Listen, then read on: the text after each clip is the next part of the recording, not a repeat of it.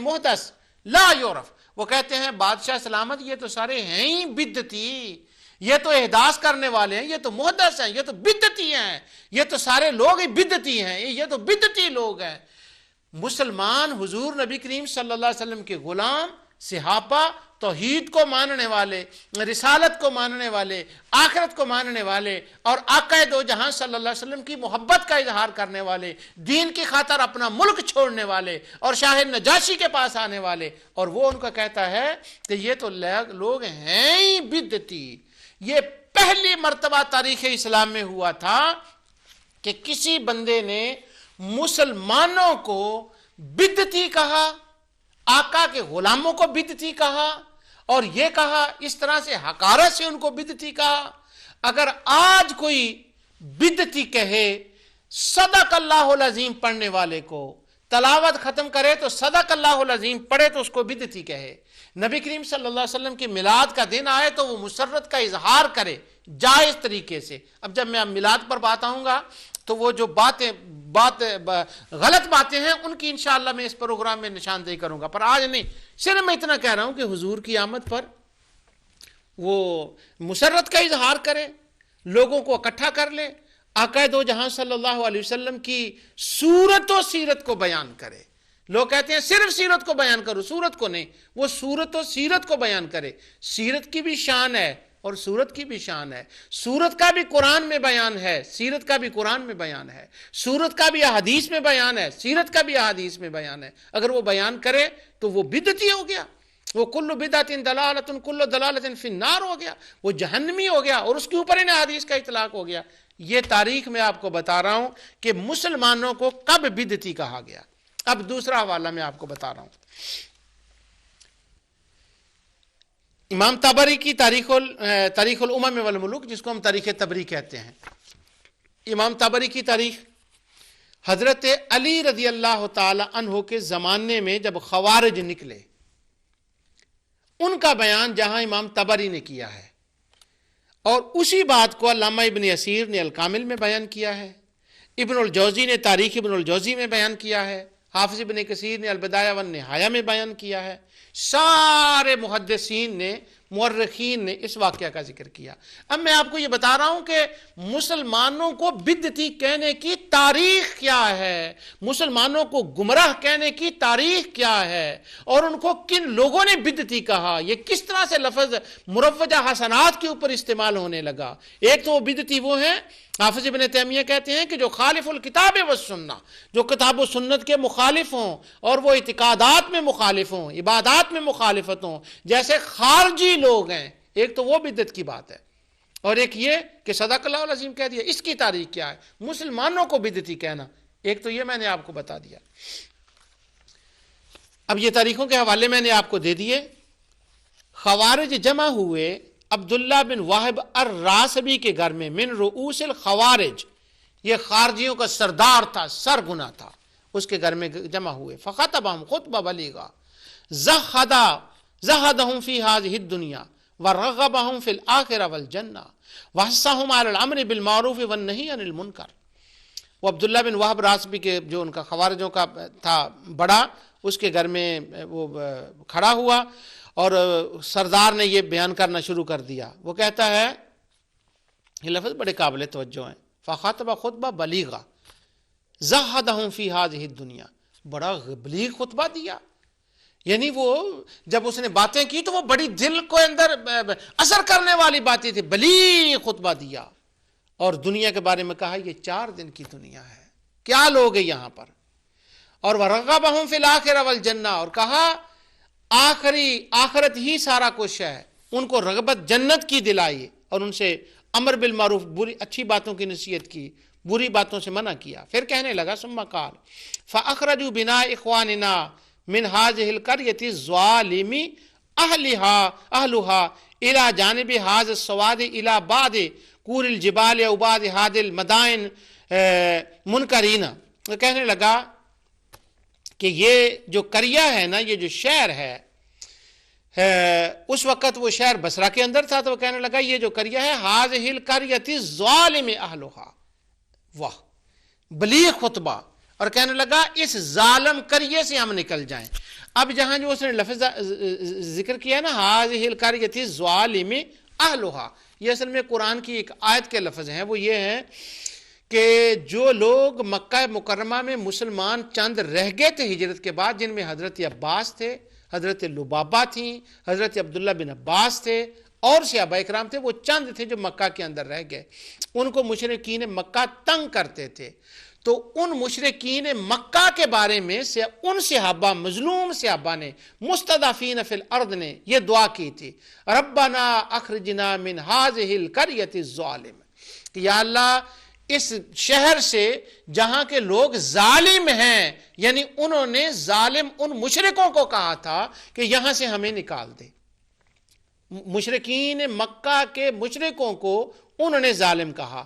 اب یہ صاحب جو عبداللہ بن وہب الراسبی، جو زاہد اور آخرت کی اور جنت کی باتیں کر رہا ہے، وہ کہ امر بالمعروف اور نہی عن المنکر کی باتیں کر رہا ہے، اس نے وہ آیت کے حوالے سے یہ کہا کہ ہم یہاں اس ظالم قریے سے نکل جائیں جہاں ظالم لوگ رہتے ہیں. ہائے ہائے ہائے، یہاں ظالم کون لوگ تھے؟ معاذ بن جبل تھے، ابو ایوب انصاری تھے، حضرت علی رضی اللہ تعالیٰ عنہ تھے، صحابہ کرام تھے، وہ حضرت عمار بن یاسر تھے، وہ تمام صحابہ، 1500 صحابہ جس قریے میں رہ رہے ہوں. جس طرح کہ طبقات ابن سعد میں اس نے لکھا تو وہ خارجی بندے نے ان سب کو ظالم کہہ دیا، اور وہ آیت جو مشرکوں کے بارے میں تھی اس کا اطلاق جو ہے وہ ان صحابہ اور مسلمانوں کے اوپر کر دیا. اللہ اکبر. میں بدعت کی تاریخ آپ کو بتا رہا ہوں، ایک وہ بتا دی، اور اب یہ سنیں آگے. وہ کہتا ہے کہ یہاں سے نکل جائیں جبال کی طرف، پہاڑوں میں چلے جائیں، دوسرے شہروں کی طرف نکل جائیں، حاصل مدائن دوسرے شہروں کی طرف نکل جائیں، منکرینا، یہاں سے چلے جائیں. کیوں چلے جائیں؟ کیوں چلے جائیں یہاں سے؟ وہ کہتا ہے منکرینا لہذہ البدع المضلہ ثم اجتمعوا فی منزل شریح ابن العوفہ العباسی. اس نے کہا کہ لوگوں، یہ ہے ظالموں کا شہر، یہاں بدعتی لوگ رہتے ہیں، اور ہم پر واجب ہے کہ ہم گمراہ کرنے والی بدعتوں سے انکار کریں. تو ان بدعتی لوگوں سے نکل کر، ظالم لوگوں سے نکل کر ہم دور چلے جائیں. اگر میں اپنی بات آپ کو سمجھا سکا ہوں تو پہلی بار مسلمانوں کو بدعتی عمرو ابن عاص نے نجاشی کے دربار میں کہا تھا، اور دوسری بار مسلمانوں کو بدعتی عبداللہ بن وہب الراسبی من رؤوس الخوارج نے وہاں کہا تھا حضرت علی اور صحابہ، اور ان کو بدعت المضلہ. اور انہوں نے کہا کہ اپنے ذہن میں وہ خوش ہو رہا تھا کہ منکرینا، ہم انکار کر رہے ہیں ان بدعتوں کا.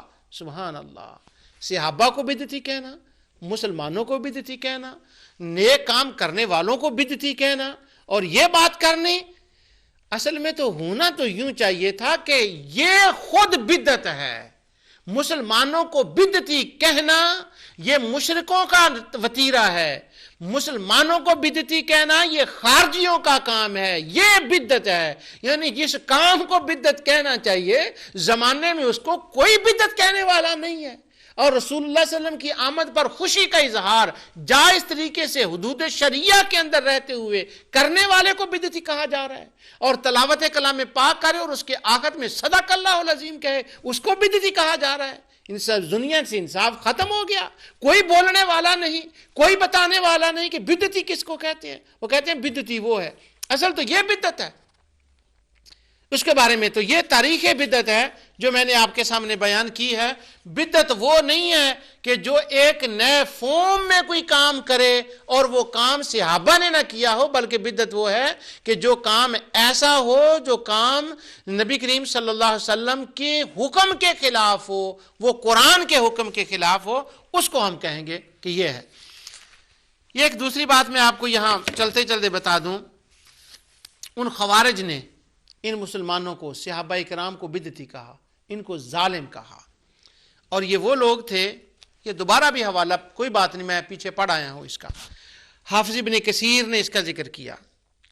وہ کہتے ہیں، ان کی کتاب سے میں پڑھ رہا ہوں، کہتے ہیں انا علی بینہما هو يخطب يوما اذا قام اليه رجل من الخوارج فقال يا علي اشركت في دين الله الرجال ولا حكم الا لله فتنادوا من كل جانب.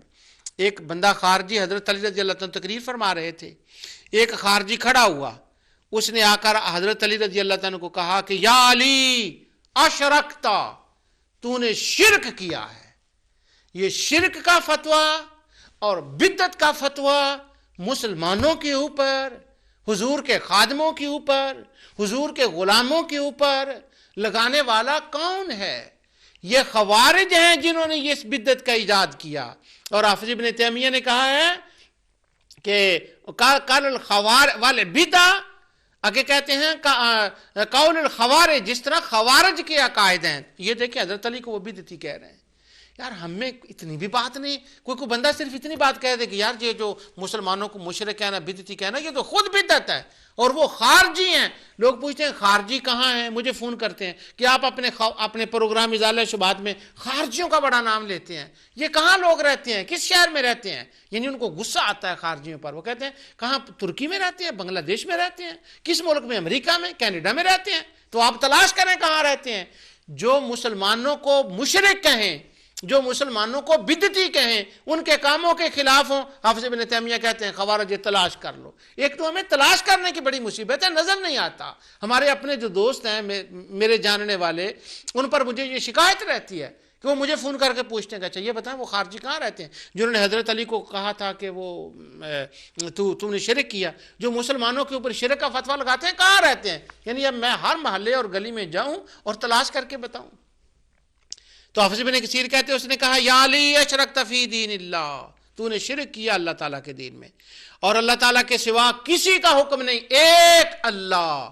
یہ کس کو کہہ رہا ہے؟ حضرت علی کو. جیسے وہ لاکھوں خداؤں کو نعوذ باللہ مان رہے ہیں، ان کو کہہ رہا ہے لا حکم الا للہ، علی صرف ایک اللہ، صرف ایک اللہ.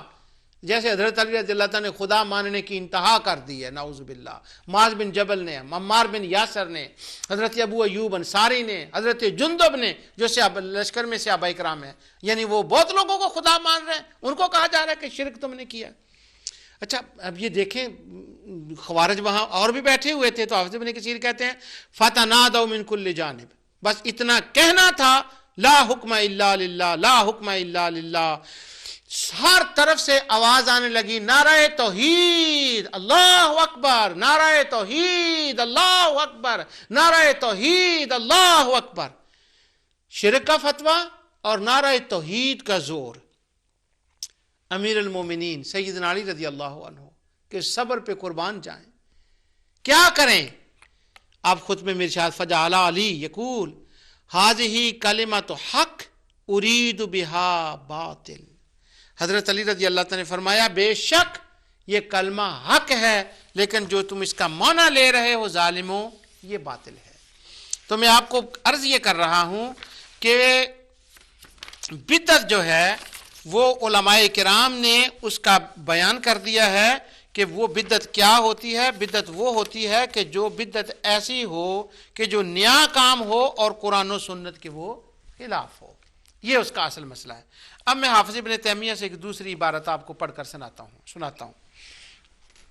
یہ انہوں نے فتاوی ابن تیمیہ باب الفقہ کے اندر لکھی ہے یہ بات ابھی جو میں آپ کو بتانے والا ہوں. اب ایک طرف یہ بھی ہے اور ایک دوسری طرف حافظ صاحب کا دوسرا رونا بھی ہے، وہ بھی میں رو کر آپ کو سناتا ہوں، دوسرا رونا بھی. لیکن ابھی تو چونکہ میں اپنا پوائنٹ پروف کر رہا ہوں اس لیے پہلے میں یہ بتاؤں آپ کو. وہ کہتے ہیں کہ اس کتاب الفقہ کے اندر اور جلد اس کی 20 ہے اور صفحہ 16 پر دوسرے رسائل کے اندر بھی انہوں نے اس بات کا ذکر کیا. کہتے ہیں ومن هنا يعرف ضلال من ابتدى طريقا او اعتقادا زعم ان الايمان لا يتم الا به مع العلم بان الرسول لم يذكره وما خالف النصوص فهو بدعة باتفاق المسلمين وما لم يعلم انه خالفه فقد لا يسمى بدعة. فقال الشافعي رحمه الله البدع بدعتان، بدعة خالفت کتاب و سنہ و اجماع و اثرا عن بعض اصحاب رسول اللہ صلی اللہ علیہ وسلم فهذه بدعة ضلالة و بدعة لم تخالف شيء من ذلك فهذه قد تكون حسنہ لقول عمر نعمت البدع هذا الكلام او نحوه رواه البیہقی. آگے کہتے ہیں باسناد صحیح فی المدخل. یہ حافظ ابن تیمیہ کا لمبا کلام میں نے اس لیے پڑھا ہے کہ اصل میں یہ عبارت تو حافظ امام بیہقی کی ہے، لیکن اگر میں بیہقی کی روایت پڑھتا تو مجھے ایک اور طرف جانا پڑنا تھا، وہ میں بیہقی کی سند پڑھتا، پھر اس سند کے اوپر میں اس کے کلام کا بیان کرتا کہ یہ سند صحیح ہے. یہاں سے میرا کام بن گیا ہے. وہ اس لیے کہ حافظ ابن تیمیہ نے لکھ کے نا آخر میں کہہ دیا کہ باسناد صحیح، کہ یہ اس کی سند صحیح ہے، لہذا بات ختم ہو گئی. وہ کہتے ہیں اس کلام سے لفظ دلال کا مفہوم سمجھا جا سکتا ہے. اگر کسی شخص نے یہ جانتے ہوئے کہ حضور صلی اللہ علیہ وسلم نے اسے بیان نہیں کیا، کسی طریقے یا عقیدے کی ابتدا کی اس گمان سے کہ بے شک ایمان اس کے بغیر مکمل نہیں ہوتا، تو یہ بدعہ دلالہ ہے. سن لیں بدعہ دلالہ. بدعہ کس کو کہتے ہیں؟ کوئی بندہ یہ کام اس نیت سے کرے، اپنے ذام میں یہ اعتقاد کرے کہ ان الایمان لا یتم الا به مع العلم بان رسول اللہ صلی اللہ علیہ وسلم لم یذکرہ. وہ یہ سمجھے کہ یہ جو کام ہے نا یہ نبی کریم صلی اللہ علیہ وسلم نے نہیں کیا، لیکن اس کے بغیر تو ایمان مکمل نہیں ہوتا. تو وہ کہتے ہیں یہ بات جو ہے یہ بے اتفاق المسلمین وہ بدعہ ہے جو بری بدعت ہے. اب اس بات کو پھر سمجھیں. کام ہو نیا اور بندہ یہ سمجھے کہ رسول اللہ صلی اللہ علیہ وسلم بھول گئے، یہاں پر نعوذ باللہ اللہ بھول گیا ہے، نعوذ باللہ، اور اللہ تعالیٰ نے یہ کام نہیں کیا، حضور نے نہیں کیا، اب میں یہ کام کر رہا ہوں، اور یہ ذام وہ کرے اور اعتقاد اس کا یہ رکھے، تو وہ یہ کرے تو وہ بدعہ دلالہ ہے. اور کیوں؟ اس لیے کہ یہ بات قرآن و سنت کے خلاف ہے. آگے وہ کہتے ہیں ہاں ایک بات اور ہے، وہ یہ ہے کہ کوئی بندہ ایک کام ایسا شروع کرے جو کتاب و سنت کے مخالف نہ ہو، تو امام شافعی رحمۃ اللہ علیہ کہتے ہیں ایسی صورت میں تو بدعت کی دو قسمیں ہیں. جب وہ کام کتاب و سنت کے اگر خلافت نہ ہو تو وہ اس کی دو سنتیں ہیں، دو قسمیں ہیں. ایک یہ ہے کہ اگر کتاب و سنت کی مخالفت نہ ہو فہذہ قد تکون حسنہ، تو یہ بدعہ حسنہ ہوگی. آگے اس کی دلیل کیا ہے؟ وہ کہتے ہیں تم نے سنا نہیں سیدنا عمر فاروق رضی اللہ تعالیٰ نے فرمایا تھا نعمت البدع هذا الکلام.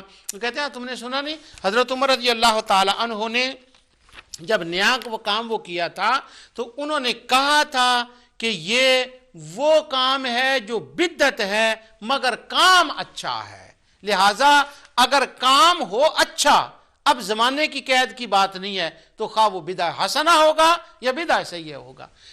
میں نے آپ کو پچھلے کسی پروگرام میں بتایا تھا کہ یونیورسٹی کے اندر میرا بیٹا جاتا ہے مرغوب احمد پڑھنے کے لیے، تو وہاں پر وہ میلاد النبی صلی اللہ علیہ وسلم کا پروگرام ہوا. تو پروگرام کے اندر کسی بندے نے سپیچ کی اور سپیچ کے بعد چائے اور بسکٹ دیے. تو وہ بندے نے کہا یہ تو بدعہ ہے، یہ جو تم نے چائے بسکٹ دیا اور یہ پروگرام کیا ہے.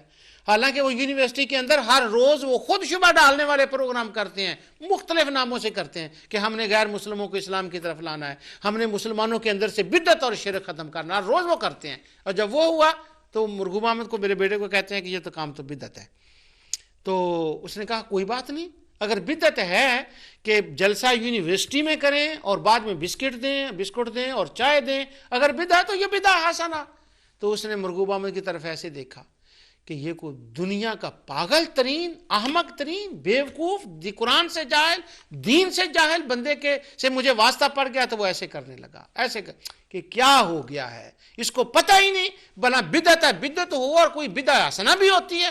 حضور نے تو کلو بدعہ دلالہ فرمایا ہے، وہ تو ہر بدعہ ہی دلالہ ہوتی ہے. تو یہ کہہ رہا ہے بدعہ حسنہ بھی ہوتی ہے، بلا کوئی بدعہ حسنہ بھی ہوتی ہے. ہاں ہوتی ہے. کس نے کہا؟ حافظ ابن تیمیہ نے کہا ہوتی ہے حسنہ. اور امام بیہقی نے کہا تھے اس کا جو اثر ہے وہ صحیح ہے. آگے میں چند ایک علماء کے آپ کو نام بتا دیتا ہوں جن لوگوں نے اچھا کام جب ہو وہ قرآن و سنت کے خلاف نہ ہو تو وہ کام بدعہ حسنہ ہوتا ہے. اس پر چند علماء کے میں آپ کو نام تبرکاً بتا دیتا ہوں. ویسے یہ نام جو ہے بہت سے لوگوں نے اکٹھے کیے ہیں، بہت لوگوں نے ان ناموں کا ذکر کیا. یہ 100 نام تو تقریباً میں نے بھی اس کے اندر لکھے ہیں، 100 کے 100 تو میں آپ کو نہیں بتاتا. علامہ غلام رسول سعیدی صاحب نے اپنی شرح صحیح مسلم کے اندر اور وہ جو نعمت الباری بخاری کی شرح کے اندر اس کے اندر بھی 15-20 نام لکھے ہیں، اور بزرگوں نے بھی 30-40 نام لکھے ہیں، تو 100 نام کے قریب تو میں نے محدثین کا یہ جمع کیا ہے کہ جنہوں نے یہ کہا کہ بدعہ حسنہ ہوتی ہے۔ ہمارے دوست کہتے ہیں بدعہ حسنہ نہیں ہوتی۔ اب جو وہ جنہوں نے کہا نا کہ بدعہ حسنہ ہوتی ہے، ان کے چند ایک کے میں نام وہ 100 کے نہیں میں پڑھوں گا، موٹے موٹے میں پڑھ دیتا ہوں جہاں جہاں نظر جاتی ہے۔ امام شافعی، امام بہقی، امام نووی، تہذیب الاسماء واللغات، حافظ ابن تیمیہ تمام رسالوں میں، علامہ ذہبی نے سیر و اعلام النبلاء کے اندر اور تاریخ الاسلام میں حرف المیم کے اندر انہوں نے ان لوگوں کے نام لکھے ہیں جنہوں نے بدعہ حسنہ کا اقرار کیا ہے۔ تو ذہبی کا نام لکھ لیں اور امام بہقی کا لکھ لیں، ابن القیم نے اعلام الموقعین کے اندر، ابن رجب نے جامع العلوم والحکم کے اندر، حافظ ابن حجر اسقلانی نے فتح الباری کے اندر، اب حافظ جلال الدین سیوطی نے حاوی کے اندر لکھا، محمد یوسف صالح شامی رحمۃ اللہ علیہ نے لکھا، محمد بن عبد الوہاب النجدی نے اصول الایمان باب تحریضہ علی النبی علی لزوم السنہ کے اوپر لکھا، اور فتاوی الازہر کے اندر امام قرطبی نے بدیع السماوات والارض اس کے تفسیر میں لکھا، امام قرطبی نے اس کے اندر اور مفسرین نے بھی اس کا ذکر کیا جن کے نام آگے ہیں، امام غزالی نے لکھا، خیر امام غزالی کو تو کہہ دیں صوفی ہیں، ابن منظور نے لسان العرب کے اندر لکھا، اب مجھے وہ اشارہ ہو گیا ہے، حافظ ابن کثیر نے بھی اس کا ذکر کیا، امام عبد الرحمن نے، بہت سے محدثین نے، یہ 100 کے نام ہیں، ملا علی قاری، نواب صدیق حسن خان بھوپالی، دیگر وہ ائمہ ہیں جنہوں نے ان سب کے نام لکھے۔ تو اب اس سے یہ سارا مسئلہ جو ہے وہ یہ میں آپ کے سامنے آج جو میں نے کوشش کی ہے آپ کو سمجھانے کی، وہ یہ ہے کہ بدعہ 2 قسم کی ہوتی ہے، حسنہ اور سیئہ، اور بدعت کر کے مسلمانوں کو گمراہ کہنا، ان کو جہنمی کہنا، یہ بات درست نہیں ہے۔ اور جہاں وہ حدیث آتی ہے کہ کل محدث بدعہ وکل بدعۃ ضلالہ، وہاں پر امام ابو داؤد نے اس حدیث کو لکھا، یا جن محدثین نے انہوں نے یہ لکھا ہے کہ نبی کریم صلی اللہ علیہ وسلم نے جب یہ ارشاد فرمایا تھا تو آپ نے فرمایا تھا کہ ان قریب میرے بعد فقال اوصیکم بتقوی اللہ والسمع والطاعۃ وان عبدا حبشیا فانه يعيش منكم بعدي فسيرى اختلافا كثيرا فعليكم بسنتي وسنت الخلفاء الراشدین۔ ان قریب وہ وقت آئے گا، میرے خلفاء کا وقت ہوگا، بڑی بدعتیں نکلیں گی اس وقت، اور جتنی بدعتیں ہوں گی، وَإِيَّاكُمْ مُحْدَثَاتِ الْأُمُورِ فَإِنَّ كُلَّ مُحْدَثٍ بِدْعَةٍ وَكُلَّ بِدْعَةٍ ضَلَالَةٍ۔ حضور نبی کریم صلی اللہ علیہ وسلم نے فرمایا خلفاء کا زمانہ ہوگا، نئی بدعتیں نکلیں گی۔ وہ کیا بدعتیں ہوں گی؟ کوئی نبوت کا دعویٰ کرے گا، کوئی خلفاء راشدین کی بے عزتی کرے گا، کوئی خلفاء کو شہید کرے گا، کوئی ان کو مشرک کہے گا، کوئی ان کو بدعتی کہے گا، کوئی زکوٰۃ دینے سے انکار کرے گا، اور اس وقت تم نے میرے خلفاء راشدین کے ساتھ رہنا ہے، اور وَعَضُّوا عَلَيْهَا بِالنَّوَاجِذِ، اور ان کی جو اتباع ہے وہ اس کو اس طرح سے کرنا ہے کہ ان کی اتباع کو تھامے رکھنا ہے، اور دانتوں سے جیسے مضبوط رسی کو پکڑا جاتا ہے اس وقت تم نے یہ کرنا ہے۔ اور بہت سے جو محدثات الامور ہوں گے اور وہ سارے کے سارے بدعتیں ہوں گی، اور وہ بدعتیں ضلالہ ہوں گی، یعنی یہ خاص وقت کے لیے اور خاص حالات میں نبی کریم صلی اللہ علیہ وسلم نے فرمایا۔ ہاں اگر اس قسم کا کوئی بھی بدعت کسی زمانے میں کسی وقت میں ایجاد ہوگی تو وہ بدعہ سیئہ ہوگی، اس کا کرنے والا گمراہ ہوگا، وہ جہنمی ہوگا، جن کا نبی کریم صلی اللہ علیہ وسلم نے ارشاد فرمایا۔ بخاری مسلم کی حدیث میں نے آپ کے سامنے یہ بیان کر دی تھی کہ نبی کریم صلی اللہ علیہ وسلم نے فرمایا تھا کہ قیامت کا دن ہوگا، بدعتی لوگ آئیں گے، ان کو پانی حوض کوثر کا نہیں دیا جائے گا۔ تو حضور فرماتے ہیں کہ جب سب وہاں پر فرشتے بتائیں گے، جب بات ہوگی تو وہ کہا جائے گا کہ یہ وہ لوگ تھے جنہوں نے آپ کے بعد دین میں بدعتیں ایجاد کیں، اور وہ بدعتیں کیا تھیں جن کا اس حدیث کے اندر ذکر آتا ہے؟ وہ بدعتیں یہ تھی کہ یہ اپنے پرانے آباء و اجداد کے دین کی طرف لوٹ گئے تھے، یہ مرتد ہو گئے تھے، اور یہ سارا کچھ جو تھا اس کے بارے میں نبی کریم صلی اللہ علیہ وسلم نے فرمایا کہ وَإِنَّ كُلَّ مُحْدَثَةٍ بِدْعَةٍ وَكُلَّ بِدْعَةٍ ضَلَالَةٍ، کہ وہ جو گمراہی ہے وہ جہنمی ہے، وہ اس کے بارے میں نبی کریم صلی اللہ علیہ وسلم نے ارشاد فرمایا تھا۔ آج کی گفتگو میں آپ نے بدع حسنہ اور بدع سیئہ پر علماء کے اقوال میں نے آپ کے سامنے عرض کی ہے، اور مسلمانوں کو بدعتی کہنا اس کی کچھ تاریخ آپ کے سامنے بیان کی۔ جو کچھ میں نے کہا اللہ تعالیٰ سے قبول فرمائے۔ وما علیہ الا